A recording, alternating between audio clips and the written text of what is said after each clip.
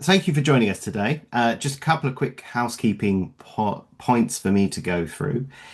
We've got a Q&A function as we go through today's webinar. So please do put in your questions and there's be a Q&A discussion at the end. So we'll try and get through as many of those as we can as possible. Please do keep background noise to a minimum. Please be on mute if you're not speaking. It just makes we don't have any awkward sounds or weird things that disturb the panel. That should be everything that we've got on housekeeping. So I will just briefly talk about myself and UK 100 and some of the work that we do before we go into our panel and talking about the Climate Health Explorer. We're really excited about today and we've got some great speakers to go through. So for those of you that don't know UK 100, we are a local government climate network that was founded during COP21 in Paris 10 years ago.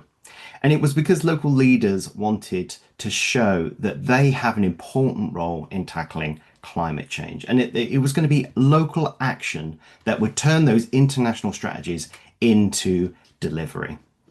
And that network has grown from a handful of leaders to over 120 members within the UK, with councils and strategic authority leaders from across the political spectrum coming together, collaborating so that they can deliver their climate goals for their communities.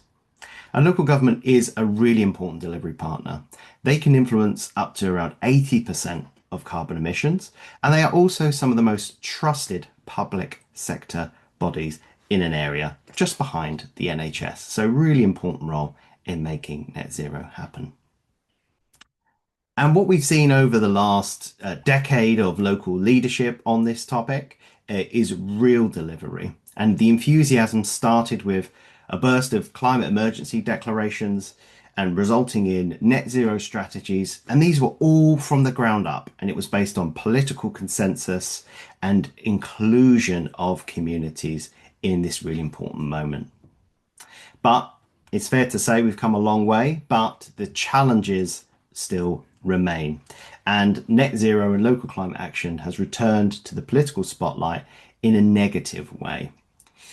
Whilst many of us on this call will probably see net zero as something that is ambitious but deliverable, the answer to some of our social and economic problems, and a source of real green growth, as this week's CBI economics report highlighted, but also the right thing to do. But for others, it's an expensive hobby horse, it's forcing impractical solutions on people, and it's partly to blame for the cost of living crisis. And climate myths and disinformation is on the rise and is stronger than ever. And it's breaking down that political consensus that many of us have relied on for too long. All of these factors undermining public and political trust in action locally and those strategies that have to go for multi-year, multi-decade. So we've got a real challenge on our hands. But I'm going to be positive because I think that's important in climate circles. We've got the evidence to refute and to challenge those assumptions. And it's our role to use that evidence in the arguments for the strategies that can make a difference. And we've seen how net zero air pollution has had so many additional benefits and consequences that we might not have realized too long ago. So as we work towards warmer homes, cooler streets, cleaner air, we have to remember that these are not abstract targets, but these are lives that we can improve for the better, or that we can improve, or that we can not improve for the worst. So where we are now, we've got some significant challenges ahead of us, but we've got the evidence, we've got the ambition, we've got the delivery experience behind us. So as the local elections have shown, we've got a politically fragmented sector, and there's some unlikely coalitions forming across our town halls, and some are stuck in inertia. We don't have to look too far outside of our own region to see where that may be the case. So as we move forward, net zero needs to be absolutely baked into the collaboration and the partnerships between local government and NHS provider, academia, community organisations, businesses, so people who are on this call. Which is why I'm delighted to be here today and to be asked to chair this session around the new Climate and Health Explorer, that one-stop shop bringing together the local evidence, the latest data, and the scientific insights to support better decision making and coordinated climate action. So I'm going to now introduce our first speaker who's going to tell the agenda's there. We've got, as I said, a packed agenda to go through today. So I'm going to move very quickly on to our first speaker, Dr. Suzanne Bartington, who is the co-lead for the West Midlands Net Zero Study. Suzanne, over to you. Thank you very much, Chris, and thank you for chairing our webinar today. So we are really delighted to be here to officially launch the Climate Health Explorer today, which is a new online platform designed to support ambitious, health-focused climate action. Next slide, please. So the Explorer is the work of a very large multidisciplinary team, bringing together researchers and non-academic partners across two major studies, both led by the University of Birmingham. Firstly, WM Net Zero, which is a £2 million project funded by the Wellcome Trust, and some of our multidisciplinary team are shown here. And importantly, WM Net Zero has been co-designed with key partners, including the West Midlands Combined Authority, local authorities, DEFRA, community stakeholders, and members of the general public. And our mission in WM Net Zero is to transform regional climate policy by adopting a health-centred whole systems approach, placing health at the centre of climate action. The second project is WM Adapt, maximising adaptation to climate change in the West Midlands, which seeks to help the West Midlands region mitigate extreme climate risks. The Climate Health Explorer is a key output from both of these programmes, and it brings together latest scientific evidence, data, and insights to an accessible web-based platform. The purpose is to support evidence-based policy, increase public understanding, and help adopt meaningful, practical climate action. Next slide, please. Here is shown our theory of change from the WM Net Zero study. And as you can see, right at the centre is the Climate Health Explorer, a core multi-methods tool that helps translate all of this complex research into practical and accessible insights. And by connecting these different perspectives spanning scientific insights, policy understanding, and community and lived experience, the Explorer really does support a more informed and effective holistic approach to climate action. The scale of the challenge is absolutely clear. In the West Midlands region, which is 7 local authorities, about 3 million people live there. 8.6 million tonnes of carbon dioxide was released into the atmosphere in 2024, which contributes to global warming well beyond the region. And it's the same as taking over 5 million flights from Birmingham to New York, to put it into context. And the biggest sector for emissions is transport, contributing 40% of this total. Next slide. And the West Midlands also has major health challenges. So air pollution, although it has improved in recent years, our recent modelling for 2024 shows that concentrations of both particulate matter and nitrogen dioxide exceed World Health Organization guidelines well across the region, with over 9 out of 10 people experiencing those harmful air pollution levels. Next slide. Noise is also a real challenge. Road traffic noise in the region is an average of 51 decibels, and this is just below World Health Organization guidelines. But that pattern is different across the region, particularly with road noise affecting those living near the motorway network. And 1 in 4 people experience harmful road noise above recommended guidelines. Next slide, please.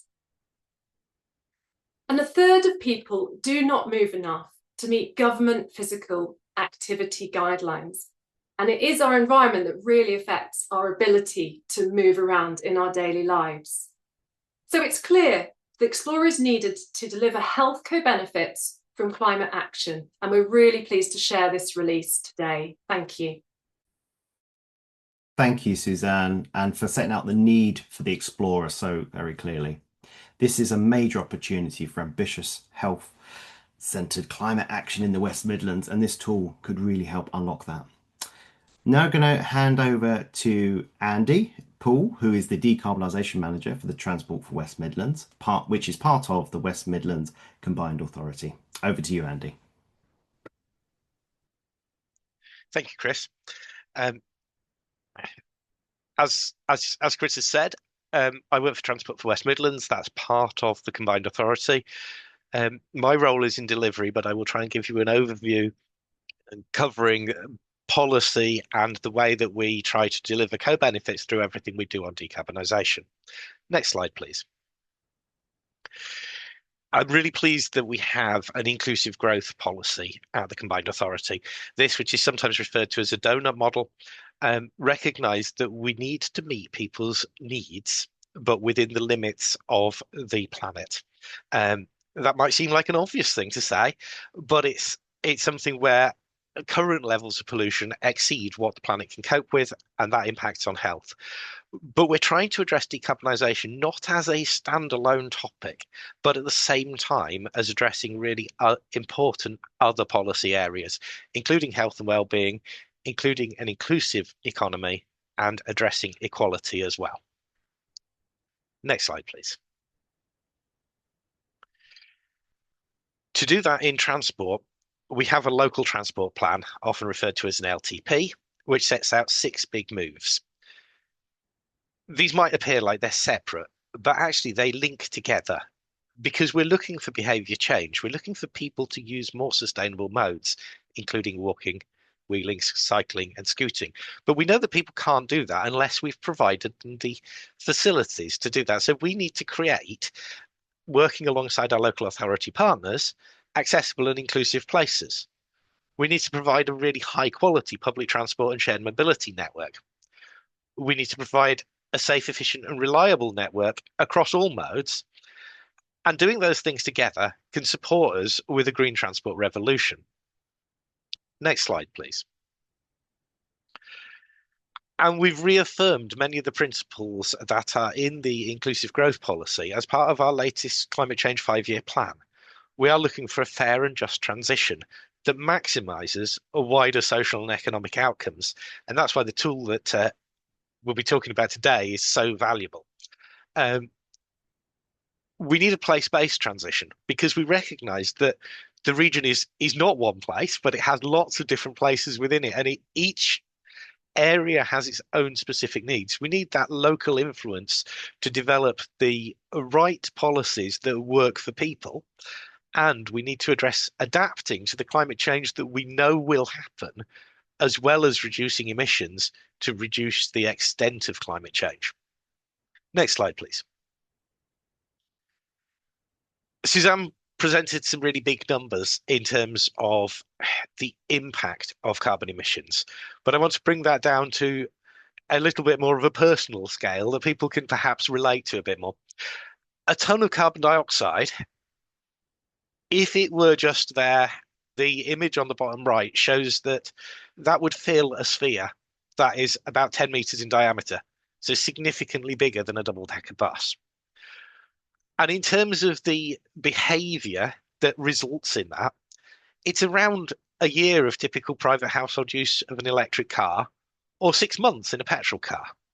And thinking about the totality of an individual's impact, it's about a month of emissions for a ton of CO2. Trying to mitigate that impact, we might be talking about 2 people switching from car to bike for 1 trip each day for a year. You don't have to change your behavior completely, but you can make small changes that help. And sometimes people talk about tree planting as if that will get us out of this problem.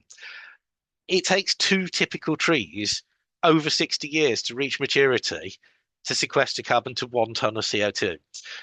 That simply isn't something that we can do at the scale. It's really good to add nature into our cities, into our towns, our places, but it won't solve the emissions crisis that we face.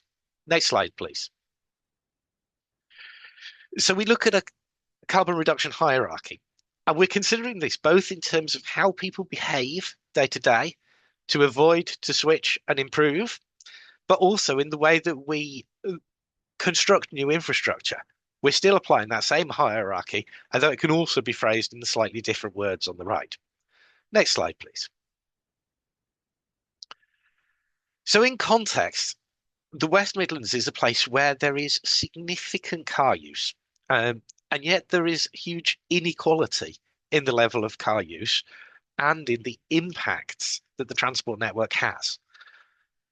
So it's highlighted that 55% of households in central Coventry have no cars or vans. Sometimes people think that cars are so dominant, we can just allow everyone to use cars, that will be fine.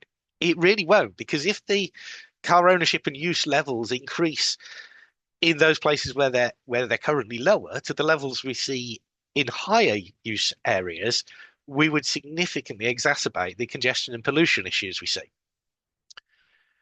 Next slide, please.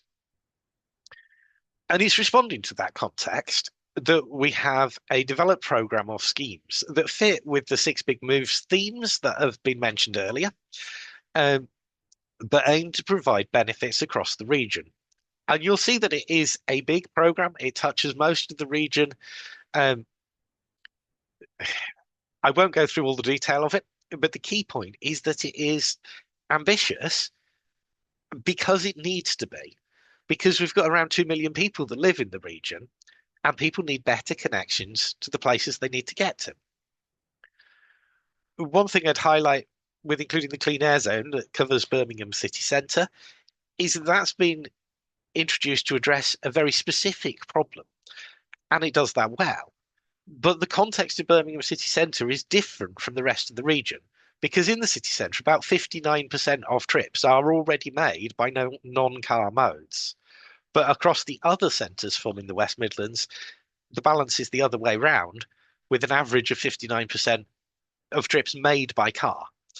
And that means that in the context where we're trying to deliver better public transport for everyone, we know we've got a really significant challenge in terms of not interrupting the activities that people need to do day to day, whilst we still provide this step change in the quality and the attractiveness of the service to get people to change as we'd like to see, and as is essential to achieving the decarbonisation. Next slide, please. We're making some really good progress. In the last few months, we've opened 5 new stations, both on the Camp Hill line and at Willenhall and Darlaston. We've opened a metro extension in the city centre, and work is well underway on the Brierley Hill extension as well.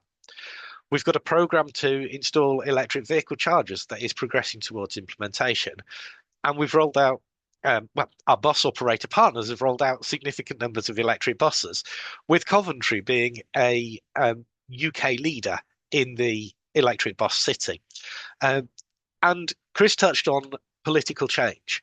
One thing I would highlight here is that because electric buses are actually a better product than what they replace, we see the same initiative promoted by both our current and our previous mayor. I want to mention things that are outside what we do as an authority as well, because the fact that we are moving rapidly towards cleaner electricity in the UK helps, because it means when we electrify our transport, the emissions that are associated with that are outside of the region in generating electricity are going down, and they're going down really fast. It makes a big difference that basically coal has been eliminated, and gas is a falling share. So we're burning less fossil fuels as a country. That means that what we do to electrify transport in the region makes a really big difference. Next slide, please. Couple of schemes that we've got underway at the moment. Dudley Interchange, which links bus and metro. It'll serve over 10,000 people each day, connecting what has always been a significant network of bus use, recognizing that buses are critical urban infrastructure. They allow people to make journeys which wouldn't otherwise be practical, but also connecting to the metro, which provides a much better connection into the city centre of Birmingham, but also to Wolverhampton and across the region. But when we've assessed the emissions in building this facility and maintaining it and operating it with electricity to serve the building's needs, the emissions from doing that are only equivalent to 36 typical family cars. So I think it's really important to recognise that scale. We are investing in transport infrastructure. We cause emissions in doing so, but the scale of that is really tiny in comparison with the number of people that will use it. And it's similar with the bus priority program that is in development and will very soon start to roll out across the region. Changing the future travel patterns matters more than the infrastructure carbon emissions. The estimate that was done at the early stage of this work suggests that it's 35 times the scale of the impact, which really does mean that we're delivering long-term benefits by short-term investment. We're also doing what we can to minimize the emissions while we build. So finally, my last slide, please. Our approach to carbon reduction is part of our wider project development and delivery, but we're prioritizing the climate actions that offer additional benefits to the region because we know the global situation matters, but it also matters that we have fair, just, inclusive approaches that benefit people in this region and achieve the social and economic outcomes that we're looking for. Thank you. Thank you very much, Andy. An impressive body of delivery there. So now we're going to move on to hearing from Birmingham City Council and their perspective on some of that delivery. So we've got Sally James joining us, who's the Air Quality Policy Manager at Birmingham City Council. Sally, over to you. Thank you, Chris. And I think Andy's stolen most of my thunder there in terms of talking about the transport challenges. So anyway, it's great to be involved today. So thank you for inviting me. I'm the Air Quality Policy Manager at the Council. Next slide, please. And I'd like to talk to you today about some of the transport and air quality challenges that we have, and to also describe how we work with the University of Birmingham and the benefits that we have from that. So Andy has mentioned how the benefits of working together and looking at ourselves as a whole West Midlands combined area is so useful, but by bringing in academic research, that also makes a massive difference to us in making our evidence-based decisions and shaping our policies. And using tools such as the AQ LAT tool and the new Climate Health Explorer are fundamental to us when we're looking at taking a health-centred approach to our policy making. Next slide, please. So we have the challenge, and Andy and others have described it in terms of the massive climate risks that we've got affecting health and well-being in Birmingham. And we know that it's a massive inequality, and that taking action to address this will improve our population health and reduce those inequalities. And fundamentally, there are massive economic implications for the climate-related decisions that we make. So anything and everything we can get hold of to support us in making the right decisions to address these things are fundamental. Next slide, please. So in Birmingham, we obviously have a whole massive network of monitoring stations and diffusion tubes, and we've done a lot of monitoring. Andy has said is doing its job in terms of bringing NO2 down, but we know we've still got areas of exceedance, and we are doing an options appraisal study to look at when it will be the case that we meet the compliance naturally, and what action we can take in the meantime to do that. And this is where we work with our partners very closely, the Combined Authority and the universities in particular. Next slide, please. So that we know that it's not just transport that is an issue with regards to air quality in our local authority area. We know that housing, wood burning in particular, is a massive issue. We've just renewed our smoke control order to include the waterways. Obviously, we have more canals than Venice, apparently, and we are looking at how we can support people to minimise their lifestyle use, if you like, of log burning, where it's not their only source of heating, and to look at how we can make heating more clean and more effective. So this is just one of the things that I wanted to mention in terms of it's not just about transport, but obviously transport is a massive issue for us. We've got a clean air strategy, and that is going to be refreshed. It's going to be informed by our public health team's air quality needs assessment, and they will be using the tools that we have from Birmingham University, such as the air quality life force assessment tool. the AQ predecessor and the new Climate Health Explorer, in looking at how we address the health needs of our population from an air quality and climate change perspective, because the two are intrinsically linked. We know that air quality is an issue of social justice and health inequality, disproportionately affecting our population. And we know that, as I say, we're going to be having a real focus not just on NO2, which the Clean Air Zone is tackling, but on particulate matter and indoor air quality. So the damp, the mould, the wood burning and the cooking. Next slide, please. So this is in line with our city's vision and mission around safety and sustainability, equity and inclusion. We want to tackle those sources of poor health. We know that air quality is a massive environmental health risk. We want to remove the barriers to people achieving their full potential. We know that when people are suffering from the effects of poor air quality, that they are having time off work or not able to work. That has an economic impact as well as a social impact. We know that non-exhaust emissions are increasingly an issue. So whilst it's great to hear from Andy about electric vehicles and the move towards that, we do know that there are non-tailpipe emissions that we have to think about as well. And we know that the opportunity that we have in Birmingham, being such a big landlord of social housing, means that we can do an awful lot to improve energy efficiency and indoor air quality and improve people's lives.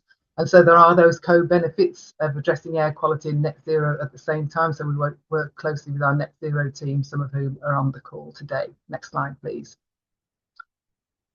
So very quickly, we were absolutely determined to embed air quality within the overall work that the council does to improve sustainability, and taking that cross-cutting approach, because we know that there are policy benefits to be gained by other teams across the council, as I say, in places like housing, nature parks, and so on and so forth.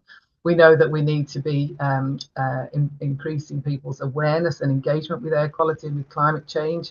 We know that people need to be supported in changing habits, as Andy said. We need to put that infrastructure around them. Everything from how they use public transport, how they heat their homes, how they get to school and get to work. So we are absolutely committed to improving air quality, reducing those carbon emissions, walking, wheeling, cycling, improving that transport infrastructure. And the Climate Health Explorer tool and the ongoing collaboration that we have with the university absolutely supports us in doing that, giving us the opportunity to really prioritise interventions in areas where there are overlapping vulnerabilities, taking into account pollution, deprivation, climate vulnerability, traffic exposure, bringing all that together into evidence-based policy making. Next slide, please. So this collaboration and regional engagement is super important. As I say, it's going to inform our air quality needs assessment and the update of the Clean Air Strategy. It informs our briefings to councillors. It enables us to look at different scenarios at a ward level, so that we can look at the health impact and be mindful of equity and equality. And it helps us in terms of when we are looking at promoting active travel, the Transport for West Midlands and their provision of public transport. We need to work closely with them so that when we're asking people to use their cars less, that they have got a suitable alternative, reliable, clean alternative in public transport. Next slide, please. And so very quickly, the air quality life course assessment tool is going to be superseded, as I understand, by the Climate Health Explorer. But the way we've used it is it comes down to ward level and enables us to look at the numbers of deaths prevented, quality of life years gained, how prescription costs would be brought down or days off work reduced by doing so, looking at different scenarios in terms of if we went all electric, if we had this amount of increase in bus usage or that amount of decrease in car usage or this change in particulate matter. You can fiddle with all the different variables to then come out with some really useful evidence-based answers that will help us inform our policies. So absolutely fundamental, and super excited that the Climate Health Explorer tool is going a step further and bringing in the climate aspects of this. So I think that's probably my last slide.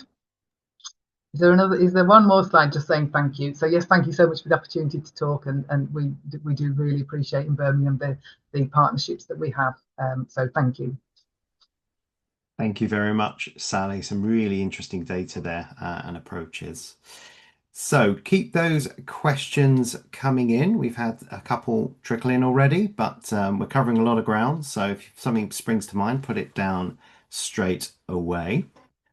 We've heard a lot about the local authority perspective and some of those kind of the data capture from academia, but we talk about communities, but we don't always hear from them. So we've got a fantastic speaker who has come here today to share their perspective. We've got Faniza Begum, who's from Shared Spaces, Unspoken Frictions. Unfortunately, Derek won't be joining us today because he's not well, but we've got the fantastic Faniza. Over to you. Hi everyone. So my experience living in the area where I live is it can be very challenging. I think it's all about the space and how busy the area is with the traffic and ongoing like air pollution as well.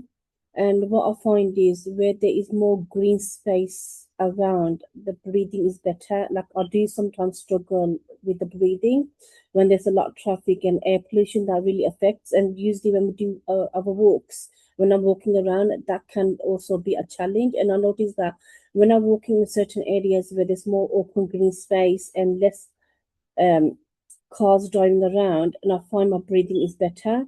But then within my area surroundings, I kind of struggle a lot, and that can cause a lot of problems and issues.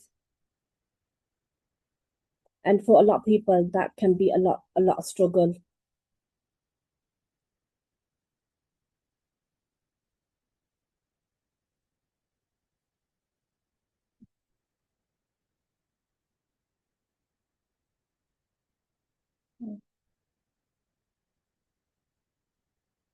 And I think like being part of creating this toolkit about like exploring health environment that has helped a lot to understand and put more input as well and share my voice as well and how do we feel individual of our lived experience. Thank you very much, Anisa. Really bringing alive the fact that this is affecting real people and it's having real consequences to their quality of life. So thank you for your time today to give us that perspective. Okay, so we're now going to head over to talk about and give you a demonstration of the Climate Health Explorer. And we're joined by two individuals who are going to take us through it. We've got two members from the West Midlands Net Zero team, I should say. James Hall, who's a research fellow in health economics at the University of Birmingham, and Sophie Morris, who is a health determinants research collaboration project manager at Sandwell Metropolitan Borough Council. Over to you both. Thanks, Chris. So I'll start by sharing a video which tells you a little bit about the Explorer.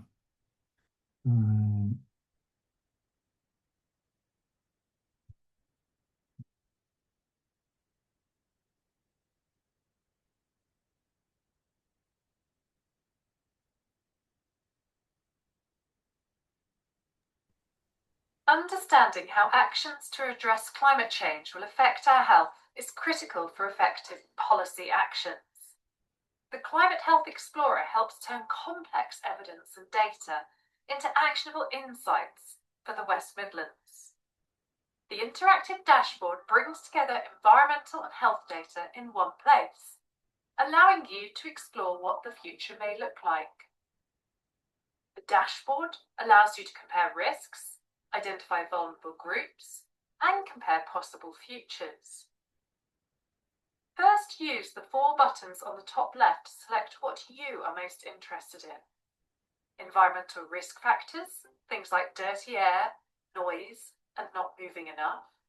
Environmental outcomes, pollution and greenhouse gases released into the air. Health outcomes, including illnesses or deaths caused by environmental risks. And equity indicators to help understand who is most at risk and where they live. Next, choose the area you want to look at. This could be the whole West Midlands region, a local authority such as Birmingham or Sandwell, an electoral ward, or a smaller census area. Use the drop-down menu to select your choice. Then choose the year you want to explore from the Climate Scenarios drop-down list. You can look at the 2024 baseline or future predicted changes in 2036 based on national actions. This is called Future 2036. The dashboard and map will update automatically, showing how outcomes change. Hover over the map to see detailed values and look below to see a description of the selected outcome. Scroll down to see detailed data for the selected area. You can also explore a range of different 2036 scenarios which reflect more ambitious regional actions by choosing these in the Climate Scenarios drop-down. For example, look at what happens to nitrogen dioxide if we double bus trips in the region. You can learn more about the different scenarios on the Scenarios page and visit the data guide to learn where the data comes from. Climate Health Explorer can help support public health planning, helping you prioritise those interventions which reduce greenhouse gas emissions and improve health. Whether you're looking at a small neighbourhood or the whole region, the Explorer helps you turn data and evidence into insights and action. It supports healthier communities in a changing climate.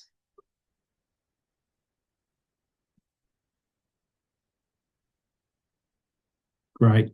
So yeah, that was just a video essentially looking at how we use it. And what I'm going to do now is just have a bit of a deeper dive into how this works. So when you load up the Explorer, you are essentially met by a mapping interface and as Suzanne described in the video, a selection of options on the left-hand side. So our first choice is really, what do we want to look at? We can look at, as Suzanne said, a whole different range of data. I'm going to focus on the health outcomes today and have a look at those, but you know, you could look at equity indicators, things like deprivation, or the environmental risk factors themselves, such as air pollutants. So that's the first choice that we have to make. We then need to choose an area to look at geographically. So I'm going to stick with local authority levels here, and we'll explore potential differences within and between the local authority, and I'll talk you through how you do that. So instead of looking at where we are now, I'm going to have a look at one of our optimistic active travel scenarios and have a look at some of the health implications from pursuing this scenario. Okay, so we've made a scenario choice. We've made a geographical choice. The next thing we could do is select the risk factors that we want to look at. So I'm going to look at PM 2.5 here, and I might, if I get time, I might have a look at physical activity as well. So we also need to choose a health outcome that we want to look at. So we'll look at child asthma for now, and we'll look at child asthma just specifically in children. So we'll select the child group in terms of our population. So we have that ability to select population groups. That loads data from different population groups. Now, obviously, because we're looking at child asthma, there's not going to be anyone over 65 with childhood asthma. So we can either look at the data as a share of childhood asthma, or we can look at it in terms of the whole population, but I'm going to stick with children. And then we can specify a time horizon. So if we wanted to understand the burden of new cases, the burden and costs that happen this year, we can stick with 1 year. If we're more interested in what's going to happen 10 years in the future from the start date of the scenario, we can increase the time horizon to 10 years. But just in terms of parsimony of the outputs, I'm going to stick with 1 year for now. Okay, so we've set up what we want to look at. And now we can start thinking about what data are we going to get in this map. So at the moment, as you can see at the top right, we've got the number of child asthma cases in children over 1 year per 100,000 of population. And we can actually see when we look at these figures that Dudley has the highest proportion of its population getting childhood asthma. And that is because of the higher prevalence of asthma in Dudley. And so this per 100,000 measure is quite different, actually, from the historic presentation of burden information, particularly the work that our team has done, because we tended to express this information as the proportion of all childhood asthma cases. And so I think this is really important for public health teams, because you can get us two different vulnerability estimations here from these two measures. On the one hand, you've got the per 100,000 measure, which takes into account how many people in a geographic area have the disease to start with, and how many got it because of air pollution. And then you've got the attributable fraction measure, which kind of tells you, given that you've got asthma, what is the probability that it actually stemmed from air pollution. And so this map follows more closely the pollutant map, because here we're talking about an increased risk rather than concerning ourselves with the underlying disease burden. So I think this is really powerful in terms of understanding different vulnerabilities spatially.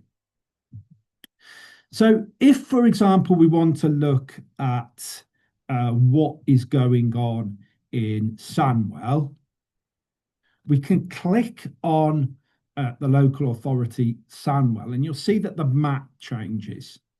Okay, so now the map is telling us within the LSOAs, within that local authority, which areas actually have the highest burden of asthma per 100,000 population. We can see it's in the west of the region, potentially again those areas where the region joins onto Dudley, perhaps. And because we've selected this local authority, all of the data that comes beneath the map is now feeding through from Sandwell. So we could start and explore some of this data and see what it tells us. We can see here that Sandwell, when we're talking about attributable cases per 100,000, Sandwell's attributable cases per 100,000 is slightly below that in the West Midlands. So we've got the West Midlands bar there, and then the Sandwell bar just slightly below. We can see that because we're looking at children, the next bar down is actually empty, because we don't have dementia, stroke, or heart disease in children. And actually, the relationships between all-cause mortality and particulate matter pollution do not hold for children, and therefore we don't have any deaths related to particulate matter pollution in children. And then underneath, going back to the sort of things that Sally was talking about, understanding the financial implications of these pollutants, we have the data that we can look at for child asthma in terms of thinking about NHS, social care costs, GP appointments, days off work, these kind of economic indicators, which give us a sense of scale of the problem. And then finally, we can think about, well, based upon what we know about where asthma occurs within this region, where is the current areas that are experiencing the highest quality of life impacts? And actually, we can see it's around the lower socioeconomic deciles for child asthma within Sandwell. Each of the local authorities has a different pattern. The pattern in Birmingham, interestingly, is much more concentrated in the lower socioeconomic deciles. So we have a whole host of other information underneath. I won't go through too much of this for now, but we could look at all of the health outcomes that relate We could look at sort of the sum total of the effects of the health outcomes as well, if we wanted to, instead of just the diseases on their own. Okay, so that's the sort of overview of the kind of power that the Explorer has. We're also developing at the moment the ability to do a direct comparison between scenarios. You can do that at the moment, but you have to load the scenarios individually. We will do a direct comparison for you, as well as the ability to specify your own scenario. So those will come in due course. As Suzanne said, if you're interested in more detail around what is actually in what the data is that's in this Explorer, we've got quite a comprehensive data guide that tells you where all of the data comes from, and we will follow that up shortly with a detailed methodological report as well. And so finally, I really would like to express my thanks on behalf of all the team to not only everyone that contributed towards the development of this Explorer. It's an absolutely phenomenal volume of work across many different disciplines. But I'd also like to give a special mention to our web developers. The web developers had sort of 5-6 months to turn all of this data into this fantastic and really usable web product. So yeah, big thanks to designers, Cartel, who worked so hard to get this ready for the launch. So what I'd like to do now is pass over to Sophie Morris, and she's going to tell us a little bit about the systems mapping and how that fits in to the Explorer. Over to you, Sophie. Thank you, James. So as a part of this package of work, I think some of you on the call will know already, we did undertake a participatory systems mapping element that was integrated into the Climate Lab tool. So I just want to talk through that and how I've used it in practice, and go through one of the examples that is available on the tool as a part of the project itself. So I worked with participatory systems mapping academic leads, Naomi and Alex, as well with other local authority and regional authority colleagues across the West Midlands, to co-develop a systems map of what a thriving net zero community looks like within the West Midlands. We brought together people across different domains, so working in different policy areas like transport, housing, public health, biodiversity, and community groups, and asked them to map not just the issues that they deal with in their day-to-day life, but how are those issues actually interconnected, and how are they in the real world? So the page that James is scrolling through on the systems tool kind of talks about, what actually is a systems map, and how it looks like in a shared visual representation of the system, which is based on practitioner experience, community experience, and it can kind of help us understand the complexity of the system in a much more joined up way. And it's really important to kind of understand how that fits in with the rest of the tool. So I'll do my best to kind of give us a brief overview of the remaining time we have. So the Climate Health Explorer is based on the mathematical models that use data sets that James has just gone through to predict what might happen if certain changes occur, for example, changes in transport patterns, and this can give us valuable insights from a policy perspective for things like air quality and health outcomes. However, these models are obviously limited in a very short way just because of the numerical evidence that they rely on to spit out these numbers back to us. Very helpful in policy, but is only a part of the picture from a systems perspective and a very complex real world system. So systems mapping can help us kind of go beyond that by capturing those relationships, feedback loops, and consequences that are difficult to quantify where the data itself doesn't exist yet. So as a part of this work, we developed a transport systems map and a wider range systems map that looks at the scenarios in the tool itself. So at the centre are the three main modes of travel, car use, active travel, and public transport, which we talked about earlier. And all of these have different types of influence on traffic levels, number of vehicle trips, and connect to wider outcomes, including things like air pollution, physical activity, road traffic injuries, noise and green space use. And what this shows is that transport decisions ripple outwards into health, environment, and equity outcomes rather than existing in isolation. So to attempt to bring this to life, I want to walk through this example that James is showing at the moment, the Go Dutch scenario for 2036. And this is emulating the situation that the Netherlands have with increased active travel. So in this scenario, there's an increase in walking and cycling, alongside a decrease in car use and public transport use. So the Climate Health Explorer shows us the benefits of this in terms of improved air quality and health outcomes. The systems map kind of allows us to explore the wider impacts across the system, including unintended consequences. As active travel increases, there is greater pressure on limited street space, which can lead to conflicts between different users, such as pedestrians, cyclists, and other road users.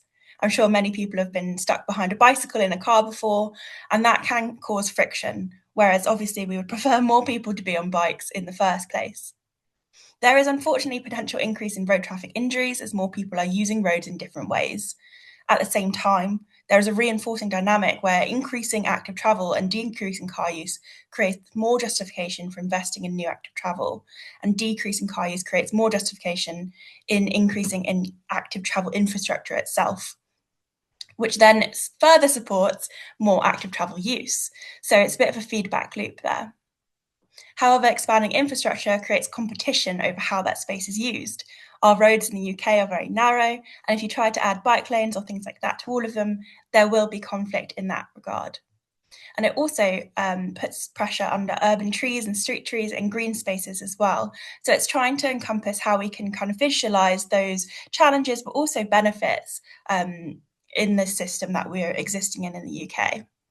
Another key insight is around equity and access. So as more journeys shift from public transport to active travel, there's a risk that the public transport provision could actually reduce if we are super successful in our active travel push, should we say. So at the same time, if active travel replaces car use, there may be increased access to local walkable amenities, which could improve access in other ways. So it's kind of weighing up that benefit, pros and cons types of things, of the different types of feedback loops and unintended consequences we could see in this scenario. So overall, this example demonstrates that systems mapping can help us move beyond single outcomes and understand the wider ripple effects of policy decisions, including trade-offs and unintended consequences. So by using this systems mapping page alongside the Climate Health Explorer that James walked through, we can support a more informed and joined up decision-making process that considers not only net zero itself, but health, equity, wider place-based outcomes, and recognizing that achieving net zero locally is ultimately a systems challenge that requires collaboration across different parts of local government, regional government, and the wider West Midlands as well.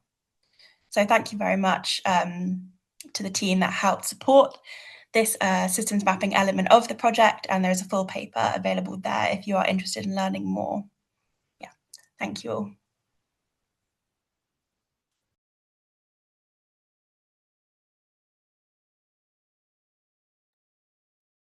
Thank you very much, James and Sophie.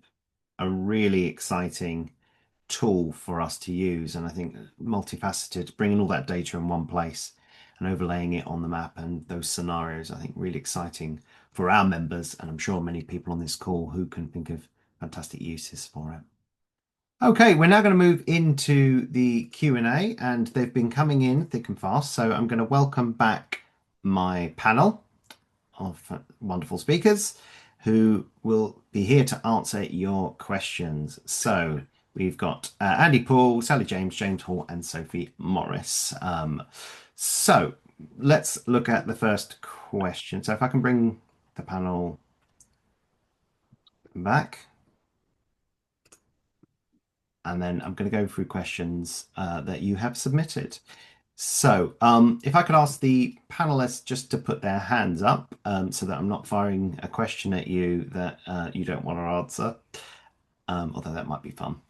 So let's go with the first one with Takir, from Takir. This is to you, Andy. So what data do you have on buses with high air pollution? What's the date to remove them? How does transport public experience be improved? Safety, digital information, better bus shelters, reliability. What's the plan? So I'm going to ask before we go into this, is not just because this is a big question, but if I can keep my panelists very, very concise answers so that we can get through as many of these as possible. Okay, there's a lot in that question, and I would refer you to our LTP in the 6 Big Moves. There is a lot of documentation you can go and look into the detail of if you'd like to. But as a really quick summary, 2030 is our aspirational target for getting all the buses in the region electric. And we have got work underway in terms of procuring that, in terms of looking how that fits with the franchising of bus service operations, which is one of the mayoral commitments. And how we get the upgraded and new depots and electricity supplies to those. So there is a lot of work underway to move us to electric buses, which will provide really significant benefits because buses are on the road and in urban areas so much of the day. So it makes a big difference in terms of pollution.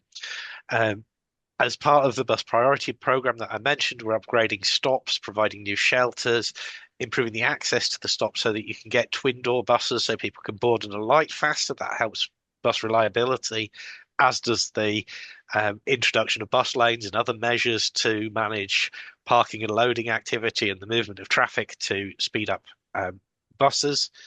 On digital information, we've got the TFWM app and website, which provide you lots of journey planning options, including options around specifying like mobility needs, like needing a step-free journey. And there's also screens at lots of our stops and shelters, and they will be introduced with new shelters as well.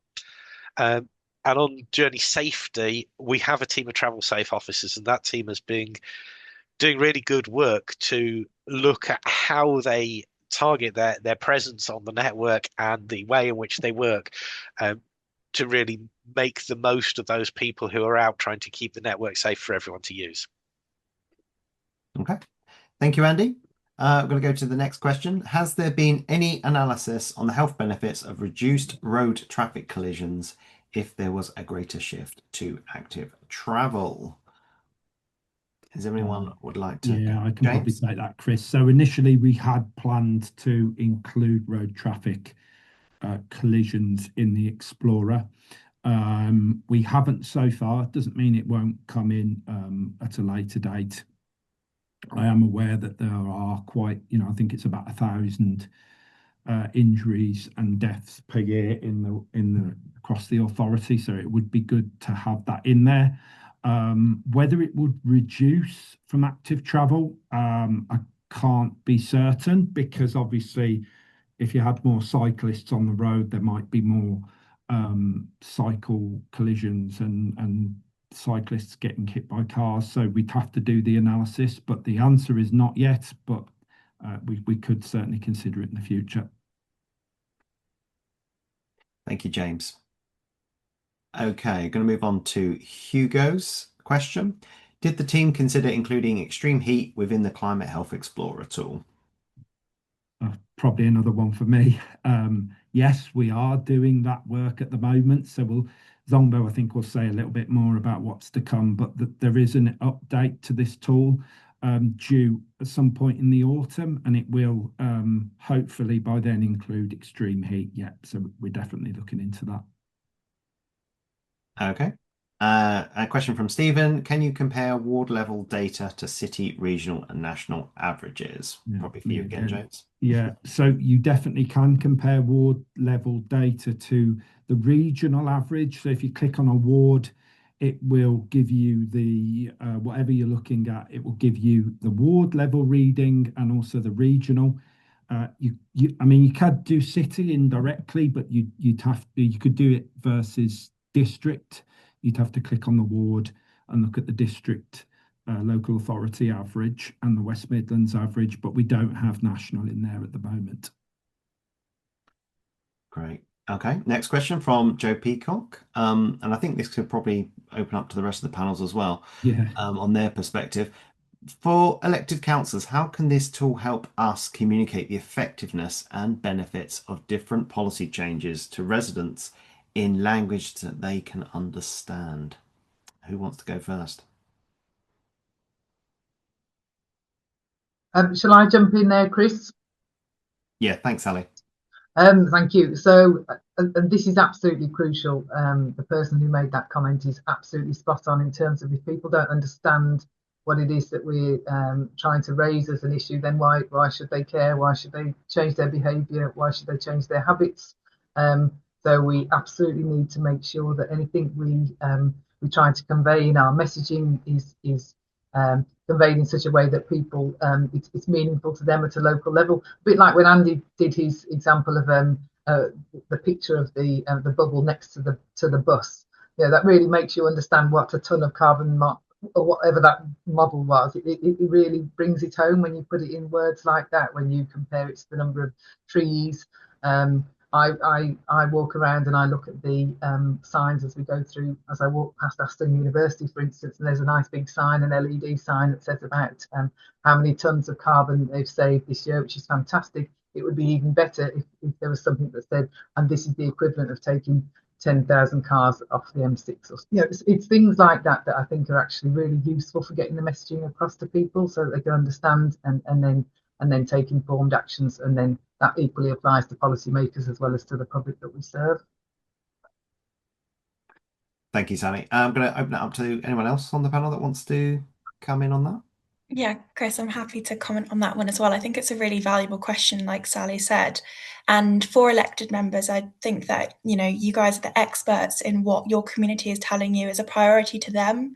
So I'd really encourage elected members to work with, their air quality officers, their public health teams to kind of work together on how we can best communicate what is quite technical language sometimes and quite, scientific concepts into something that is really understandable and meaningful for local communities as well. And I think it's that collaborative approach of, kind of identifying what is a priority for the community and how we can best work together to make sure that that language is meaningful and really coming across to people as something that they can prioritize in their day-to-day lives and value as well. Okay, and I'm going to move us on because we've got a lively bunch here. They're submitting more questions as we go through, so there's more than we can get through. So just conscious of time. So next one from anonymous attendee, exciting. Is there information on the page explaining what PM 2.5 is? This website is great and an amazing tool for public and researchers. However, the general public may not be aware that PM 2.5 is a pollutant that is penetrable into the lungs. James, do you want to pick that one up? Yeah, I think Andita wants to answer this. It looks like in the Q&A, but I'll start. I don't know if she can answer. Yeah, so most of the concepts within the tool, for example, pollutants, diseases, etc., have explainers embedded within them, whether through pop-ups or also through the data guide. So if you don't know what it is, it's pretty straightforward in order to figure out what it is. And also it'd be great to hear feedback as well from people. If you're trying to figure out what that is and you can't find the answer, then let us know, because we can make improvements to the way it's presented. But yeah, there are lay descriptions as well as technical descriptions for everything. So lay descriptions would be the things that we wanted to communicate with the public, and obviously the technical descriptions would be more for academic audiences. Okay, thank you, James. Next question from Noel Nelson. Is it possible to upload other data to superimpose on your maps or to download images to local PCs? So we're looking at developing a download data option that again would be coming, I imagine, over the summer, where you could download the data. In terms of downloading images, you can save all of the maps using things like print screen options and convert to PDF options within the browser. So there's no direct option at the moment, but you certainly can download images from the Explorer. We'll look to make that more formal over the summer. These kind of quality of life improvements for users are certainly things that we're thinking about In terms of loading data to superimpose on maps, we haven't discussed that. We discussed the other way, so you being able to take the geospatial data from our maps to load onto your PC. So we certainly did discuss that. And again, that's something I think that we can look at building over the summer. Whether we want the option to load data in, I'm not sure about that. I think we'll have to take that away. Thank you, James. Okay, question from Nick. Are authorities now using this approach to test both their plan development and their current area population priorities? They probably won't be using the tool just yet because we've just launched it, unless there's been some testing work that's happened beforehand. But I suppose with the approaches, maybe we could bring in the rest of the panel around how you've been using some of that data to inform your strategies. Andy, shall we go to you first? Yeah, as this tool's only just been launched, then we haven't been using it yet, but I'm quite excited about the possibilities it gives us. But some of the thematic patterns that have been explored through it, including the way in which the impacts of pollution fall differently on different parts of the West Midlands, have been at the heart of our thinking about trying to develop a transport strategy that works for everyone. Great. I'm going to move us on. We're making good progress.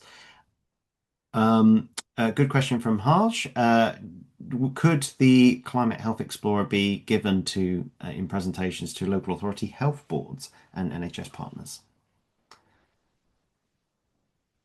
Sophie's nodding there. Yes, I agree. Yeah, absolutely. This is something that we're definitely looking at doing within Sandwell as well. So I'm in talks with the Health and Wellbeing Board locally to kind of see how we can share the findings of this and do a bit of a case study on the impacts in Sandwell. So it absolutely could be done for every other place as well. Brilliant. I'm not quite sure what the next question is relating to. I think it was in the last part of the presentation. 100,000 of general population. Good question, actually. Me and Suzanne discussed this not actually yesterday. So if you, and I think it needs communicating probably a little bit better in the data guide somewhere. So if you choose to look at the under 19 population, you will get per 100,000 of under 19s. Okay. If you go to the general population, you will get the rates expressed as if you go to the total population, you will get the rates expressed as the proportion of the total population. So you can do both with it. Great, thank you. Question from Matthew Clark. Really interesting asthma info. How confident are you that asthma is diagnosis consistently across the whole area to make the decision? When considering asthma in Hertfordshire, my thoughts were that likelihood of asthma diagnosis may be linked to which GP surgery group you attend. Some may be better than others on diagnosis. Yeah, completely agree. I mean, the map is only as good as the data that we have. So the usual limitations when using data applied to this. This data is taken from, in part, national studies looking at age, incidence of asthma, but also weighted based upon the data in fingertips to the local area. So the data will have the same limit, the modelling will have the same limitations as the data that we use. Great. Okay, another question from Anonymous. Will this tool take us a step forward in having grown-up conversations in the region about reducing car usage for the full range of health and well-being and inclusion benefits when car manufacturing is considered a core strength of the region's economy? And I do mean reducing car use for road safety and physical activity. This won't be fixed by car manufacturers innovating around EVs. Who'd like to pick that one up? Andy, you look like you're getting excited by that question. Yeah, I think having a grown-up conversation is really important, and it's something that we do face challenges with, because it can be very easy for people to think that they are reliant on cars and to join in with a you can't change anything if it affects our car use sort of mentality. We do need to recognize that cars are absolutely brilliant when they're used appropriately, but they also do cause us lots of challenges. And it is useful to have the data, but it's also really useful to have individual perspectives and stories, and to be able to have that recognition of the difference that things have made, where lots of local authorities have actually said, we will do this thing, even though there is opposition to it, even though people are concerned that it impacts on their ability to use their car as freely as they did in the past. Actually, what usually comes out of that is that once the scheme is implemented, people like it more than they thought they would, because they appreciate the benefits of convenient local access, being able to walk places, being able to get to public transport more easily, more than they realised they would when they hadn't got that option. Thank you, Andy. Okay, I'm going to move us on. There's another question, which I think is really pertinent. It's often said that poorer people experience the double whammy of greater air pollution exposure and greater vulnerability. To what extent can the new tool help shed light on this for policymakers and the opportunities to address this, and maybe getting more health gain for our actions? So, big question, but I'm going to look at my local authority members. Sophie, you're smiling, so I'm going to go to you. I'm happy to kick us off here. I think it's a really, really important question. I think for me, this tool has kind of allowed us to really hammer home that air quality and climate change are public health concerns. They are a real risk to the public health and population health of not only local authorities and, the West Midlands, but on a national scale as well. And I think that the way that I envision using this tool going forward is making sure that, we can kind of bring out those maps and those highlights and have that data backing us. Because, we had, Chris Whitty's address a couple of years ago was around air quality. It's a public health concern. And a lot of the work that, Michael Marmot does is around that inequalities lens. I think it's trying to find a way where we can get the data to show us and illustrate that these are really interlinked, and you can't tackle air quality without also tackling inequality. So I think the data in particular is something that is helpful when looking at backing up that evidence basis for policy proposals or for interventions that we want to pilot perhaps at local authority level. I'm not sure if anyone else wants to jump in there. I think it's a really valuable question.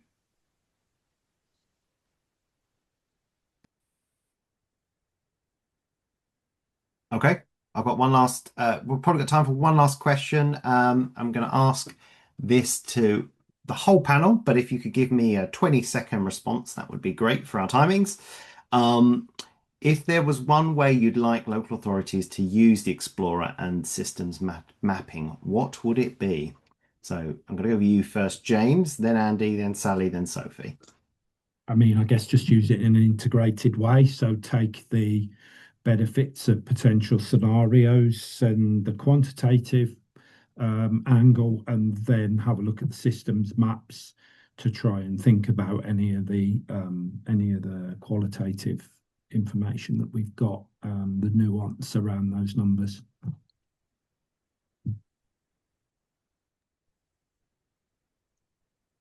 I'd like to see people seeing the potential that there is for us to create a better future for residents, for everyone who lives and works in the West Midlands, through the use of data to support our decisions.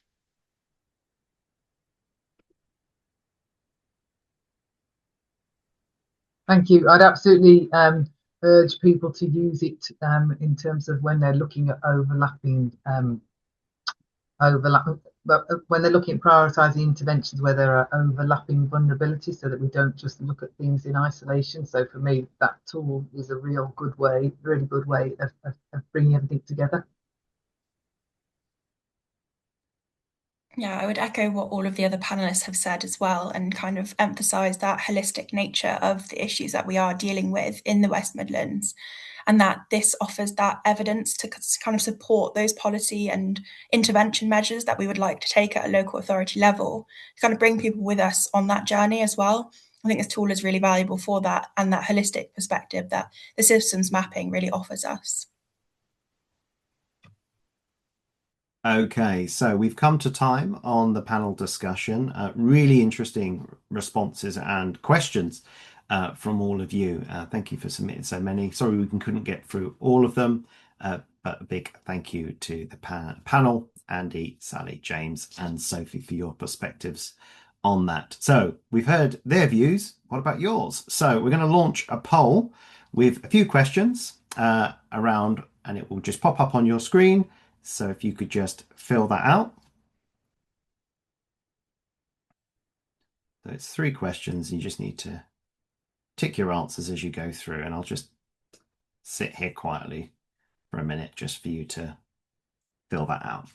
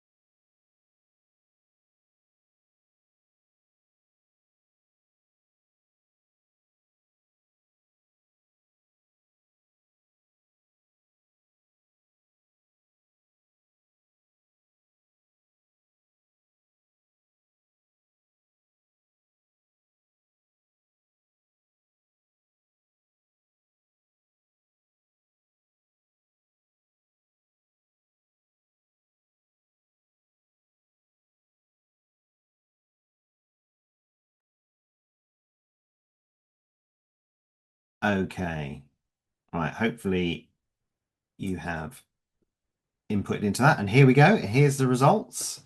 Lots of interesting feedback there. So how we'd like to see the Climate Health Explorer. So identifying vulnerable groups, populations most at risk was the most popular answer there, as well as undertaking research and data analysis.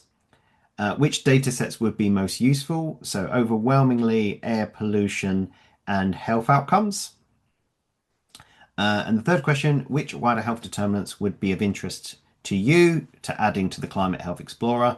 Extreme heat and cold, 72%, followed by green space and biodiversity as the second one.